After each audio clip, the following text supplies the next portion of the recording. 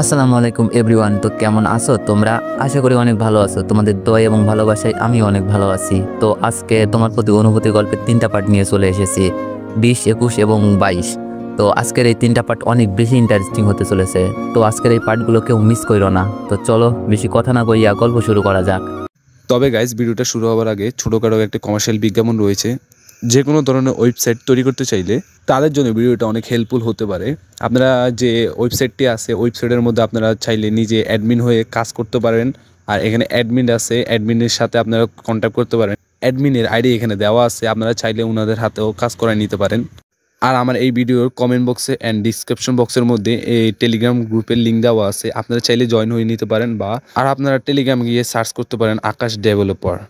স্ক্রিনের মধ্যে আমি শো করাই দিতেছি, আর আপনারা দেখে নিন। আর আমার এই ভিডিওর ডিসক্রিপশন বক্সের মধ্যে আপনারা পেয়ে যাবেন এই লোগোটা, চিনে রাখেন আপনারা। লোগোটা দেখে আপনারা গ্রুপে জয়েন হয়ে নেবেন। এখানে দেখতে পাচ্ছেন বিভিন্ন ডিজাইনের ওয়েবসাইটে দেওয়া আছে এখানে। তো আপনারা চাইলে এর মধ্যে থেকে যে কোনো একটা বানিয়ে নিতে পারেন, বা চাইলে আপনি যদি নতুন তাই বানাতে চান তাহলে অ্যাডমিনের সাথে এই যে এখানে অ্যাডমিনের কন্ট্যাক্ট লিস্ট দেওয়া আছে, এই যে ইনবক্সে ক্লিক করলে অ্যাডমিনের আইডি পেয়ে যাবেন। মাইনিং রিলেটেড ওয়েবসাইট আছে, আপনার টাস্ক রিলেটেড, তারপর গিয়ে আপনার ফ্রি ইনকাম সাইট, তারপর গিয়ে আপনার e commerce website, shopping website, selling website, যে কোনো কিছুর ওয়েবসাইট, আপনার যে কোনো ধরনের। যদি আপনারা ডিজিটাল মার্কেটিং করে থাকেন তো আমার ডিসক্রিপশন অবশ্যই একবার হলো চেক করবেন। বাসা আসা মাত্রই আন্টি আঙ্কেল নাস্তার টেবিলে, রিমি টেবিল ছেড়ে দৌড়ে এসে আমাকে জড়িয়ে ধরে কান্না করতে লাগলো। আঙ্কেল আন্টি সব কিছুই দেখছে। রিমি কান্না সুরে বলল, কি হয়েছে অনেক তোমার? এরকম দেখাচ্ছে কেন?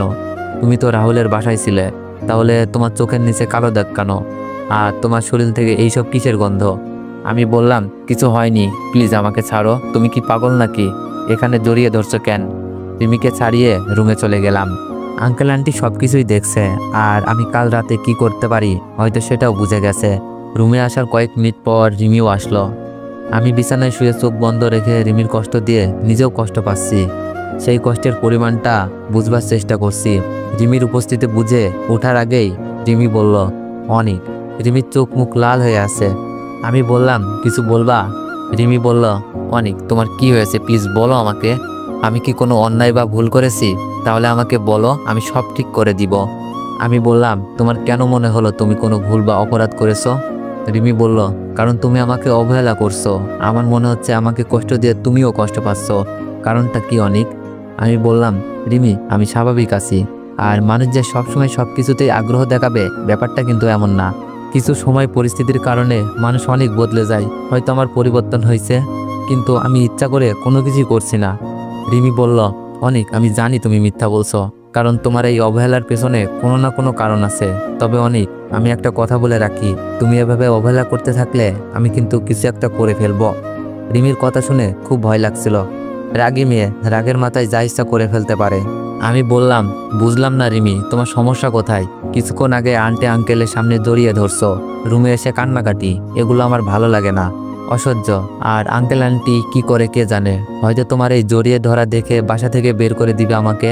রিমি কান্না সুরে বলল, কে কি ভাবলো আমি জানতে চাই না, দেখতেও চাই না। আমি শুধু জানি তোমার দেওয়া কষ্টগুলো আমি সহ্য করতে পারছি না। প্লিজ অনিক, আর এমন করো না। আর আমি তো বললামই, আমার কোনো অপরাধ থাকলে বলো, আমি শুধরে নিব। আমি বললাম, তুমি কোনো ভুল করছো কি না জানি না, তবে আমি তোমাকে ভালোবেসে অনেক বড় ভুল করে ফেলেছি। কথাটা বলতে কলিজা ছিঁড়ে যাচ্ছিল। রিমি বলল, কি বললে তুমি? আমাকে ভালোবেসে তুমি ভুল করে ফেলেছ? আমি বললাম, তা নয় তো কি, এইসব প্যারা আমার সহ্য হচ্ছে না। কানের কাছে এসে কান্নাকাটি, এটা করছি কেন, ওটা করছি কেন। তোমাকে তো এত প্রশ্ন জিজ্ঞাসা করছি না, তুমি কেন করছো? কি সমস্যা তোমার? কথাগুলো বলতে কষ্ট হচ্ছিল, কিন্তু আমারও যে কিছু করার নাই। রিমি অযোধ্যায় কান্না করছে আর বলছে, আমি তোমাকে ভালোবাসছি আমার জীবনের চেয়েও বেশি, এটাই আমার সমস্যা। তোমার অবহেলা ছুরির আঘাতের মতো লাগে, এটাই আমার সমস্যা। আমি তোমাকে ছাড়া বাঁচবো না, এটাই আমার সমস্যা। রিমির কান্না দেখে আমার চোখের পানি বেরিয়ে যাচ্ছিল, কিন্তু রিমির সামনে কোনো কিছু প্রকাশ করা যাবে না, তাই বাহানা ধরে বললাম, ওকে, তাহলে তুমি তোমার সমস্যা নিয়ে থাকো, আমি গেলাম। যাওয়ার সময় রিমির কান্না আরও বেড়ে যেতে দেখলাম। রুম থেকে বেরিয়ে এসে আঙ্কেল আন্টিকে কথা বলতে দেখলাম। আমি বললাম, আঙ্কেল, একটা কথা ছিল। আঙ্কেল বলল, বলো। আমি চোখের পানি মুছে বললাম, আঙ্কেল, আমি ঠিক করেছি, আমি এখান থেকে চলে যাব। আর থাকার জন্য ম্যাচ পেয়ে গেছি, আজই চলে যাব। আঙ্কেল বলল, কেন? তুমি তো রিমির সাথে ব্রেকআপ করে দিলেই পারো। বাসা ছেড়ে যাওয়ার কি দরকার? আঙ্কেল, রিমি যেমন আমাকে ভালোবাসে, আমিও রিমিকে ভালোবাসি। ভালোবাসার মানুষের সাথে মিথ্যা অভিনয় করে কষ্ট দেওয়া যায় না, কারণ রিমির চোখের পানি আমার সহ্য হচ্ছে না। আর আমিও রিমির সাথে এমন বাজে ব্যবহার করতে পারছি না। তাই দূরে কোথাও চলে গেলে হয়তো রিমি কয়েকদিন কান্না করে ঠিক হয়ে যাবে, আর আমিও নিজেকে সামনে নেওয়ার চেষ্টা করব। আমার এই কথা শোনার পর কেউই কিছু বলছে না। আঙ্কেল আন্টি হয়তো ভাবছে, ঠিকই তো, অনেক চলে গেলে রিমি অনেককে ভুল বুঝে ভুলে যাবে। জানি না রিমি কেমন থাকবে, সহ্য করতে পারবে কি পারবে না। তবে আমি ঠিক করেছি রিমিকে না জানিয়েই চলে যাব। বাসা থেকে বেরিয়ে মেসে যাওয়ার জন্য সবকিছু ঠিকঠাক করে বাসায় আসলাম। বাসায় এসে আন্টিকে বললাম, আন্টি, আজ রাতেই চলে যাচ্ছি। আপনারা আমাকে অনেক হেল্প করেছেন, যা ভুলবার নয়, যার ঋণ কখনো শোধ করা যাবে না। যদি আপনাদের মনে কষ্ট দিয়ে থাকি মাফ করে দিবেন। আর রিমির দিকে খেয়াল রাখেন, উল্টাপাল্টা কিছু করে ফেলতে পারে। আপনারা চাইলে আমাকে নানা অপবাদ দিতে পারেন যেন রিমি আমাকে ঘৃণা করে, তাহলে রিমি স্বাভাবিক হয়ে যেতে পারে। আজ আঙ্কেল আন্টি কেউ কিছু বলছে না। রাতে রিমির জন্য একটা ছোট চিরকুট লিখে কাউকে না জানিয়ে বাসা থেকে বের হয়ে যায়। সাথে বই, খাতা, জরুরি কাগজ, মোবাইলটাও রেখে গেছি। এটা রিমির দেওয়া ছিল। মোবাইলটা দিয়ে গেলাম, রিমি যেন ব্যাপারটা সত্যি ভাবে। কাগজে লেখা ছিল, রিমি, আমাকে ক্ষমা করে দিও তোমার সরল মনের সাথে মিথ্যা অভিনয় করার জন্য। এই লেখায় অনেক কিছু লুকানো আছে, রিমি বুঝবে না, কারণ লেখাটা শুধু আমিই বুঝবো। আমি চোখের পানি মুছতে মুছতে মেসে চলে আসলাম। জানি না রিমি আমার চলে যাওয়ার খবর শুনে কি করে বসে। খুব ভয় হচ্ছে আর চিন্তাও হচ্ছে। আমি এখানে চলে আসাটা শুধু রাহুলই জানে। রাহুল আমাকে ম্যাচ খুঁজে দিতে সাহায্য করেছিল আর প্রমিস করেছিল রিমিকে বলবে না আমি যে এখানে আসি। আসলেই কি বেকার ছেলেদের প্রেম করতে পারে না? আসলেই ছেলেটা যতই ভালো আর সুন্দর হোক, আঙ্কেল আন্টির যতই পছন্দ হোক, কিন্তু ছেলেটা তো বেকার। আমি বেকার না হলেও রিমির পরিবার অনেক ধনী পরিবার, আর আমার বর্তমানে কোনো পরিবারই নেই। এমন ছেলের সাথে তো রিমির পরিবার বিয়ে দিবে না। যার কোনো ভবিষ্যতের কোনো নিশ্চয়তা নেই, তার কাছে কিভাবে মেয়েকে তুলে দিবে? আমি জানতাম এরকম কিছু হবে। রিমি আর আমার সম্পর্ক কেউই মেনে নিবে না। তারপরেও পারিনি রিমিকে ভালো না বেসে থাকতে, কারণ ভালোবাসা ধনী গরিব দেখে না, মনের সাথে মনের মিল হলেই হয়ে যায়। তবে আমি আর সবাইকে বলবো, প্রেম ভালোবাসা কোনো ছেলেখেলা নয়। এমন প্রেম করবেন না যাকে পাওয়াটা আমার মতো প্রশ্নবিদ্ধ। প্রেমটা ক্যারিয়ার গঠনের আগ পর্যন্ত বন্ধ রাখুন। আর ধনী মেয়ে ধনী ছেলেদের সাথে প্রেম করতে ভেবে করুন, কারণ প্রেমটা সত্যি হতে পারে, পরিবার কিন্তু মেনে নিবে না। আপনাদের আশেপাশে তাকালেই দেখতে পারবেন কত ছেলে চাকরির অভাবে তাদের ভালোবাসার মানুষটিকে অন্যের হতে দেখছে। ভালোবাসা শুধু কাছে পাওয়া নয়, ভালোবাসা হলো ভালোবাসার মানুষটিকে ভালো রাখা।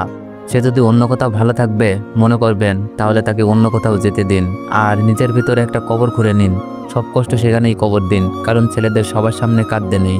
রাতে ঘুম হলো না, রিমির কথা ভেবে বালিশ ভিজিয়ে ফেলেছি। ঠিক করলাম কয়েকদিন ভার্সিটি যাব না, আর আঙ্কেলের অফিসেও না, কারণ রিমির সাথে দেখা হওয়া এই দুই মাধ্যম। আর আমার মনে হয় কয়েকদিন আমাকে না দেখলে হয়তো রিমি আমাকে ভুলে যাবে, ভুল বুঝবে, আমার প্রতি ঘৃণা জন্মাবে।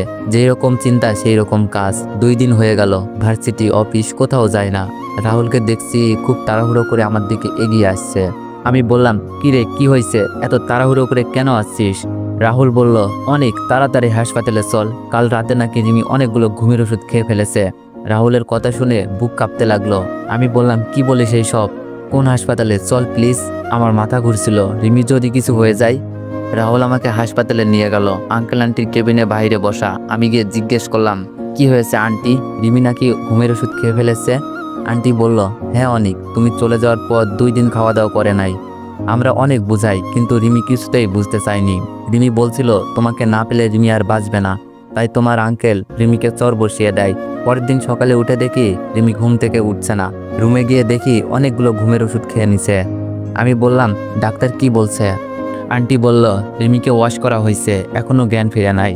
আঙ্কেল সালাম বলছিল আর বলছিল, অনেক আমার মেয়েটা দেখে কিছু না হয়ে যায়, যারা যারা কথা দিচ্ছি তোমার সাথে রিমিকে বিয়ে দিব। যে আমার ইউটিউব চ্যানেলটি হ্যাক হয়ে গেছে, না যদি আমার মেয়ে হারিয়ে যায়, আমি আমার ইউটিউব চ্যানেলে ডাক্তার এসে বলল, যা দেখি রোগীর জ্ঞান ফিরে, আমার মাথা পুরো চাইলে দেখা করতে পারে। আমার ইউটিউব আইডির নাম চেঞ্জ করে ওরা নাম রিমি হ্যাকার চলে গেল, আর রিমিকে জড়িয়ে ধরে কান্না করছিল। জানি না কেন আঙ্কেল আন্টির সাথে আমিও গেলাম, সাথে যারা আইডি হ্যাক করছো রিমিকে দেখে আমার মন থেকে ধন্যবাদ। এই কি অবস্থা রিমি? আইডিটা হ্যাক হলে আমার দিকে তাকাতে আমার পাশে কি আমার দিকে চোখ করে অন্যদিকে ফিরে যায়। কি হয়েছে? সবাই বুঝতে আবারও পেরে চেষ্টা রুম করব। থেকে বেরিয়ে যায়। আবারও ঘুরে আমি দাঁড়াবো। রিমির কাছে যাই। আমায় যারা আমি ভালোবাসে কোনো কিছু তারা না আমার ভেবেই ঠিকই support রিমিকে করবে। জড়িয়ে ধরি। আর যারা আমার জড়িয়ে haters ধরে তারা কান্না মাখা ঠিকই মজা কণ্ঠে নেবে। বললাম, তো রিমি, ভালোবাসার আমি সরি, মানুষগুলো, আমি তোমরা বুঝতে যদি পারি চাও না। আমি আবারও রিমি ইউটিউবে back অভিমানের করি, সুরে বলল, তোমাদের জন্য আবারও স্যারও ইউটিউব বলছে চ্যানেল আমাকে, create করছি। তুমি এখানে কেন? আমার টিকটক আমাকে আইডির তো বায়োতে তুমি ইউটিউব ভালোবাসো আইডি না, লিংক দেওয়া তাহলে আছে। কেন এসেছো? ভয়ে আমি দীপু বললাম, অফিসিয়াল লিখে আমার সার্চ জানটা দিলেই যে পেয়ে আমাকে যাবে। ছেড়ে চলে আর যাচ্ছিল, আমার নামের ফেক রিমি আইডি কান্না গুলাতে করছিল আর রিপোর্ট মেরে বলছিল, দিও। কে আর তোমার শেষ জান? কথা, যাও এখান তোমরা যদি থেকে, চাও, আমি তোমার সাথে তাইলে আমি কথা ইউটিউব বলতে চাই না। continue করব। রিমি অনেক আর রাগ নতুন অভিমান নতুন করে গল্প আছে। আনবো। রিমি, আল্লাহ আমি হাফেজ। জানতাম না তুমি এরকম কিছু। আমাকে আটকে দিয়ে রিমি আম্মুকে ডাকতে শুরু করলো। আন্টি আঙ্কেল সবাই রুমে এসে বলল, কি হয়েছে রিমি? রিমি বলল, আম্মু অনিককে যেখানে চলে গেছিল সেখানেই যেতে বলো। আমি মাথা নিচু করে দাঁড়িয়ে আছি। রিমি কি অভিমান করে বলছে নাকি সত্যি চলে যেতে বলছে? আঙ্কেল বলল, রিমি, অনিকের কোনো দোষ নেই, সবকিছু আমাদের জন্যই করেছে।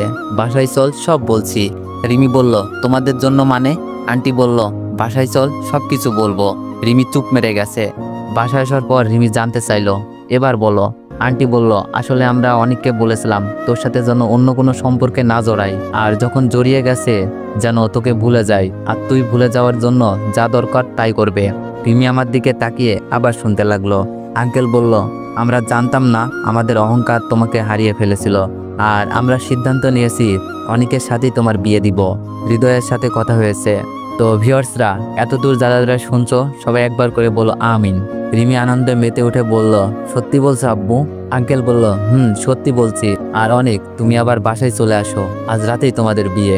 বিয়ের কথা শুনে মনে আনন্দ যেন আর ধরে না। এটা যেন অসাধ্যকে সাধ্য করা, কিন্তু আমি কিছুই করি নাই, সবকিছুই রিমির পাগলামি। আঙ্কেল, আপনি মেনে নিয়েছেন, এতেই হবে। বিয়েটা না হয় পরেই করি। আমি একটা বিষয় ভাবছিলাম। রিমি বলল, কেন? আজ রাতেই হবে, নয়তো আবার ঘুমের ওষুধ খাবো। আমি বললাম, না মানে বলছিলাম লেখাপড়াটা শেষ করে না হয় বিয়েটা করি। রিমি বলল, না না আব্বু, তুমি আজই বিয়ের আয়োজন করো। ভাবছি আমার বিয়েতে আব্বু আম্মু ভাই ভাবি সুমি আপু কেউই থাকবে না। আর কিভাবেই থাকবে, আমার তো এখন সেই সম্পর্কও নাই। আর রিমিকে বিয়ে করার এই সুযোগটা হারানো মনে হয় ঠিক হবে না। আমি বললাম, আচ্ছা ঠিক আছে। রাহুল আশার কিছু ভালো বন্ধুদের দেওয়া হলো বিয়ের সব দায়িত্ব। প্রাণপণ চেষ্টায় বিয়েটা হয়েই গেল। বন্ধু বান্ধব অনেক কথা বলছিল আর হাসাহাসি করছিল। কথাগুলো আসলে বলা যাবে না, বুঝতেই পারছেন কথাগুলো কি হতে পারে। তবে আঙ্কেল আন্টির মুখে হাসি দেখে মন ভরে গেল, কারণ আঙ্কেল আন্টির মনে কষ্ট দিয়ে হয়তো কখনোই আমরা সুখী হতে পারতাম না। বাসর ঘর সাজিয়েছে বন্ধু বান্ধবগুলো, বসে বসে আড্ডা দিচ্ছে। কেউ কেউ কার্ড নিয়ে বসে পড়েছে। আজ নাকি কিছুই হবে না, আজ শুধু আড্ডা হবে। শালারা তো কখনো বিয়ে করে নাই, কেমনে বুঝবে আমাদের মনে কি চলছে? আমি বললাম, দোস্ত 1:30 বাজে, এবার তো যা। না বন্ধু, আজ কিছুই হবে না, তুমি চাইলেই শুরু করতে পারো না, আমরা এখানেই আছি, নয়তো আমাদের সাথে খেলতে আসো।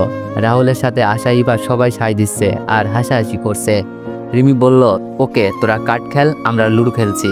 আশা বলল, ওই দাঁড়া, আমিও খেলবো তোদের সাথে। রাহুল বলল, দাঁড়া, আমিও আসছি।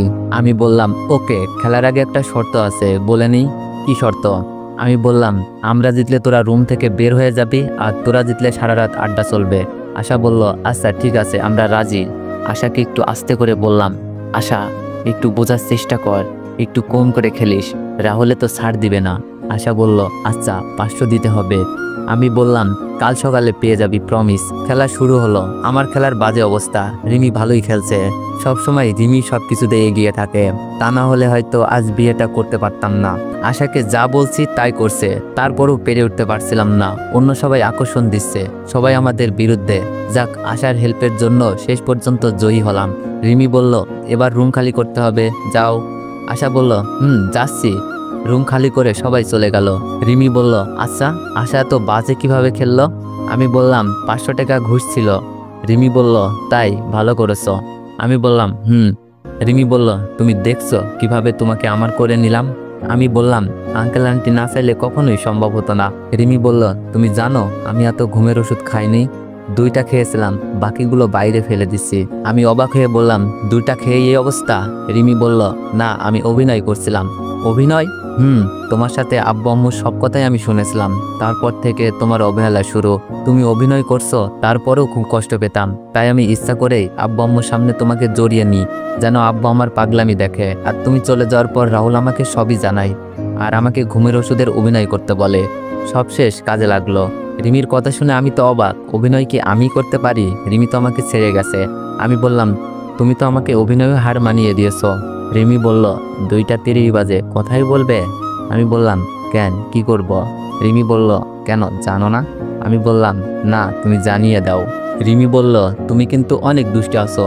তো এভরিওয়ান, আচ্ছা এটুকুই রাখা যাক, আর গভীরে যাওয়ার দরকার নেই, কিছু কথা গোপনেই থাক। সকালে ঘুম থেকে উঠে দেখি কিছু একটা বুকের মাঝে মিশে আছে, দেখতে দারুণ লাগছে, ইচ্ছে হচ্ছে এভাবেই দেখে যাই, কিন্তু চাপ নিতে পারছি না, আমার যে বাথরুমে যাওয়া লাগবে। রিমি, এই রিমি ওঠো। রিমির মুখের সামনে চুলগুলো সরিয়ে দিয়ে বললাম। রিমি ঘুমের মধ্যেই বলল, না, আমার খুব ঘুম পাচ্ছে, ডেকো না প্লিজ। আমি বললাম, এরকম বুকের উপর শুয়ে থাকলে ঘুম তো পাবেই, কিন্তু বুকটা যে একটা মানুষের, আর সেই মানুষটা যে ওয়াশরুমে যাবে। রিমি বলল, ওয়াশরুমে যাওয়া লাগবে না, আমার ঘুম ভেঙে যাবে। বলে কি মাইয়া, এই দিক দিয়ে আমার তো 13টা বাজতে শুরু করে দিছে। আমি বললাম, এই বুকটা তো তুমি দখল করে নিছো, আর এটা এখন থেকে তোমারই, এখন আমার যেতে হবে, প্লিজ ছাড়ো। আমি আর নিতে পারছিলাম না, আমি আর না পেরে রিমিকে সরিয়ে ওয়াশরুমের দৌড়। ফ্রেশ হয়ে রুমে এসে দেখি মহারানী মুখ ফুলে বসে আছে। মজা করে বললাম, কি ব্যাপার রিমি, মন খারাপ? রিমি বলল, কুত্তা, তুই আমার স্বপ্নটা নষ্ট করে দিছিস, কত সুন্দর স্বপ্ন দেখছিলাম। রিমির মুখে তুই শুনে আমি তো অবাক হয়ে রিমির দিকে তাকিয়ে রইলাম। রিমি, তুমি কি বলছো, আবার বলো তো। ভাবছি হয়তো এখনো ঘুমের ঘর কাটে নাই, উল্টাপাল্টা বলছে। রিমি বলল, কি বলবো, কত সুন্দর স্বপ্ন ছিল। রিমি দেখি কাঁদতে শুরু করে দিছে। এটা কি হচ্ছে, ঘুম থেকে উঠেই কান্না করছে নাকি স্বপ্নের জন্য? এভাবে কথায় কথায় কাঁদলে আমি তো শেষ। শুনেছি বিয়ের পর নাকি বইয়েরা সরকার হয়, আমার জন্য যেন এটা প্রযোজ্য না হয়। আস্তে করে বললাম, কি স্বপ্ন দেখছো রিমি? রিমি অভিমানের সুরে বলল, স্বপ্ন দেখছিলাম আমার একটা কিউট মেয়ে বেবি হয়েছে, আমি অনেক আদর করছিলাম, কিন্তু বেবিটা কান্না করছিল, তুমি আমার স্বপ্ন নষ্ট করে দিছো, আমার বেবিটা মনে হয় এখনো কান্না করছে। আমি বললাম, অনেক ভালো লাগতেছে, কাল বিয়ে হলো মাত্র, তেমন কিছুই হয় নাই, আর তুমি স্বপ্নে মেয়ে বেবিও দেখে নিয়েছো, কান্না থামানোর আগেই ঘুম ভেঙে গেছে, তাই এখন বসে কান্না করছো। রিমি বলল, তুমি কি বুঝবে, সন্তানের কান্না মা কখনো সহ্য করতে পারে না। বলেই রিমি ফ্রেশ হতে চলে গেল। আমি তো অবাক হয়ে তাকিয়ে আছি রিমি চলে যাওয়ার দিকে, আর রিমির কথাগুলোতে হাসা উচিত নাকি কান্না করা বুঝতে পারছি না। যে মেয়েটাকে তার মা বাবা সামলাতে হয়, সেই মেয়েটা বলে কিনা সন্তানের কান্না মা কখনো সহ্য করতে পারে না। আল্লাহ, মেয়ের কি এমন গুণ দিলা যার জন্য এত রং তাদের, যখন ইচ্ছা রং বদলায়। তবে রিমির বোকা বোকা কথা শুনে হাসি পাচ্ছিল। অনেকের হয়তো কান্না পাচ্ছে, তাই না? অনেক মেয়েই বলবে, ঠিকই তো, ঘুম কেন ভাঙাতে হবে? রিমি তার মেয়ের কান্না থামানোর পর না হয় ঘুমটা ভাঙাতেন, না জানি বাচ্চাটা এখনো কান্না করছে, আর বড় জোর দিয়ে বলবে সন্তানের কান্না মায়েরা সহ্য করতে পারে না। এই কথায় আমি কিন্তু একমত, আশা করি সব ছেলেরাই সহমত প্রকাশ করবে। তবে কিছু কিছু মায়েদের জন্য এই বক্তব্যটি প্রযোজ্য না।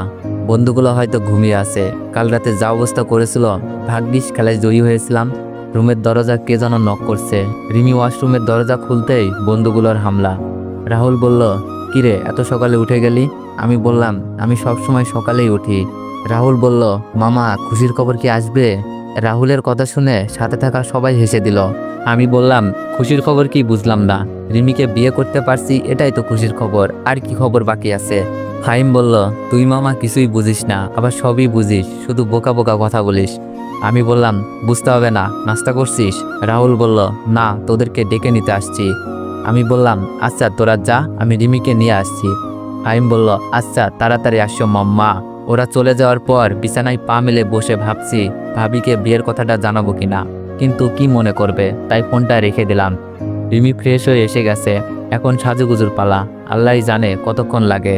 রিমিকে দারুণ লাগছে দেখতে, নিজের বইয়ের প্রশংসা করতে নাই, তাই করলাম না। আমি বললাম, রিমি হয়েছে, নাস্তা খেতে ডেকে গেছে। যদিও নতুন জুটি, উচিত হলো রুমে খাবার পাঠিয়ে দেওয়া, কিন্তু বন্ধুবান্ধবের কাছে উচিত অনুচিত কিছুই নেই, যা বলবে তাই। রিমি বলল, আচ্ছা একটু শাড়িটা পরিয়ে দাও তো। আমি বললাম, তুমি শাড়ি পরতে পারো না? রিমি বলল, না, আমিও পারি না, তুমি বসো, আমি আশাকে পাঠাচ্ছি। আমি নিচে চলে গেলাম। সবাই বসে হাসাহাসি করছিল। আঙ্কেল আন্টিকেও দেখছি আলহামদুলিল্লাহ অনেক হাসি খুশি। আমাকে রিমির ছোট ভাই মানে রিমন দেখেই কোলে উঠে বলতে লাগলো, দুলাভাই দুলাভাই। রিমনকে কিছুক্ষণ আদর করতে করতে সুপার সামনে এসে আশাকে রিমি রেডি হওয়ার সাহায্য করতে পাঠাই। সত্যি বলতে এত অল্প বয়সে দুলাভাই কথাটা মানায় না, তাই রিমনকে বললাম, আমাকে দুলাভাই বলতে কে বলেছে রিমন? রিমন বলল, রাহুল ভাইয়া। আমি বললাম, না, তুমি অনেক ভাইয়া বলে ডাকবা, ওকে? রিমন বলল, আচ্ছা। সবার সাথে বসে গল্প করছিলাম, রিমি রেডি হয়ে আসছে। রিমিকে দেখে মনে হয় প্রথম ক্রাশ নামক জিনিসটা খেলাম, এতদিন ক্রাশ কি খুঁজেই পাচ্ছিলাম না। রিমি লাজুক চাহনিতে আমার দিকে তাকালো, রুমে তুই তুকারি করে এখন সবার সামনে লজ্জার ভাব নিচ্ছে। বললাম না ওদের রঙের শেষ নাই। খাবার দাবার শেষ করে বন্ধুগুলা বিদায় নিয়ে চলে গেল। বলতে ভুলে গেছি ওরা কিন্তু অনেক কিছু গিফট করছে, দেখা হয়নি। খাবার টেবিলে কেউ তেমন মজার কথা বলতে পারে নাই, কারণ আঙ্কেল আন্টি যে ছিল। তারপরেও আকারে ইঙ্গিতে অনেক কিছুই বলছে। সবাই বিদায় নিয়ে চলে গেছে, আশাকে যেতে দেওয়া হয়নি। আমাদের বেস্ট ফ্রেন্ড আশা এত অল্পতে তো চলে যেতে পারে না, তাহলে বিয়েটার মজাটাই থাকলো কই। তবে আন্টি আমার হাত ধরে অশ্রুসিক্ত নয়নে বলল, কষ্ট দিও না কখনো আমার পাগলি মেয়েটাকে। আমিও সায় দিলাম। রুমে এসে আমি রিমি আশা কে কি গিফট করছে দেখবো ঠিক করলাম। প্রথমে আশার গিফটটা খুলে দেখলাম, একটা টেডি বিয়ার, যা আমাদের জন্য না, আমাদের বেবির জন্য। আর সে কবে আসবে তার কোনো নিশ্চয়তা নেই। তারপর রিভারটা খুললাম, একই অবস্থা, সেম আশার মতোই, শুধু কালার ভিন্ন। আমি বললাম, কিরে আশা, ভবিষ্যতের জন্য এত কিছু, আমাদের জন্য কিছুই নাই? আর তোরা কি এক জায়গা থেকেই কিনছিলি নাকি একই রকম? আশা হাস্য উজ্জ্বল মুখ নিয়ে বলল, আর বলিস না, বিয়ের কেনাকাটা আর ঝামেলা, তাই যা সামনে পাইছি তাই নিছি। তখন ভেবেছিলাম রাতে ঘুমানোর সময় না হয় জড়িয়ে ঘুমাতে পারবি, কিন্তু এখন মনে পড়লো এখন তো আর টেডির দরকার নাই। রিমি বলল, ওকে এবার রাহুল আর ফাহিমেরটা খোল। রাহুলেরটা খোলার পর হাঁ করে তাকিয়ে আসি, কি দিয়েছে বলতে পারবো না, সরি। তবে জেনে রাখেন আপনার বন্ধুরাও হয়তো এরকম কিছু দিবে। আমরা একে অপরের দিকে তাকাচ্ছি। আশা ফাহিমের গিফটটা খুলতেই যাবে, আমি হেসে হেসে বললাম, আশা আর খোলার দরকার নাই, হারামিগুলা পুরাই হারামি, বোম প্যাক করে দিতে পারে। আশা বলল, না দেখি সমস্যা কি। আশা ফাহিমের গিফট খোলার পর আমি আর সেখানে নাই, এক দৌড়ে রুম থেকে বেরিয়ে গেলাম। আগেই বলেছি গিফটে কী ছিল দয়া করে জানতে চাইবেন না, বুঝে নিবেন। সত্যি আমার লজ্জা লাগছিল, আশা না থাকলে হয়তো এমন লজ্জা লাগতো না। আমিও ঠিক করলাম তাদের বিয়েতে আমিও বোম প্যাক করে দিব। কিছুক্ষণ পর রুমে গেলাম, আমাকে দেখে রিমি আর আশা হাসতে লাগলো। আমি বললাম, হাসিয়া লাভ নাই, এগুলো তোমার জন্য আসতেছে, আগে হৃদয় ভাইয়া দেশে আসুক তারপর। আমি কি বলবো খুঁজে না পেয়ে এটাই বললাম। আশা বলল, ইস মেরে ফেলবো এইসব দিলে। রিমি বলল, আচ্ছা বাদ দে, মাইশা ভাবিকে তো জানানো হয়নি, জানলে অনেক রাগ করবে দেখিস। আমি বললাম, আরে না, বুঝিয়ে বললে রাগ করবে না, অনেক খুশি হবে দেখিস। মাইশা আপু এমন মাইন্ডের না, খুবই ফ্রি। আর বিয়েটা কিভাবে হলো সবাই তো দেখলেনি। আপু রাগ করলে না হয় একটু বোঝানোর কাজে সাহায্য করবেন। তো এভরিওয়ান, নেক্সট পার্টের জন্য অপেক্ষা করুন, খুব তাড়াতাড়ি নেক্সট পার্ট আসবে।